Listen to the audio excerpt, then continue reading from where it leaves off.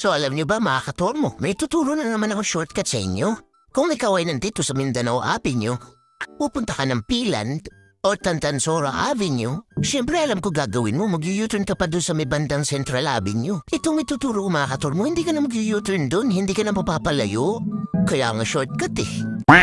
Ito gawin niyo mga katormo, kumaliwa kayo dito, tapos pagkakaliwa nga pala kayo dito, kayo masyado magbadali. Kasi baka yung buhay mo din ay mapadali.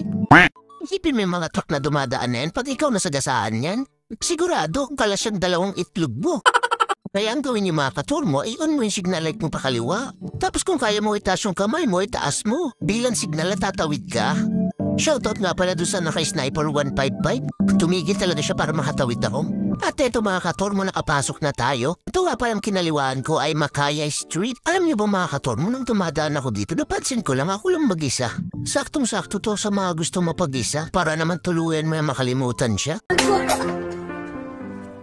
Tapos kung tatanungin mo ko tungkol sa itlog mo, abay isa lang naman yung nakita ko ditong delikado na magpapaalog ng itlog mo. Pero sa tingin ko, safe naman yan. Eto mga katormo, iwasan nyo na lang yan. Alam nyo, payo ko sa inyo, kapag bago kayo sa mga ganitong daan, kailangan matalas yung mata nyo. Dapat laging sa daan yung tingin, hindi yung may dumaan lang sa yung babae, nalubak ka na. Kaya payo ko sa inyo mga misis, kapag backride kayo ng asawa nyo, tapos may dumaan na babae at nalubak kayo, abay sign na yun na hindi siya nakatingin sa daan. Pasensya na kayo mga katormo kung nilaglag ko kayo.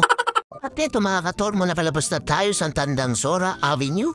At may nakita nga pala ako dito magpapatibok ng itlog nyo. Medyo malalim to, kaya mag-ingat kayo. Eto mga katormo, saan pa kayang next natin shortcut? Comment naman kayo. Let's go!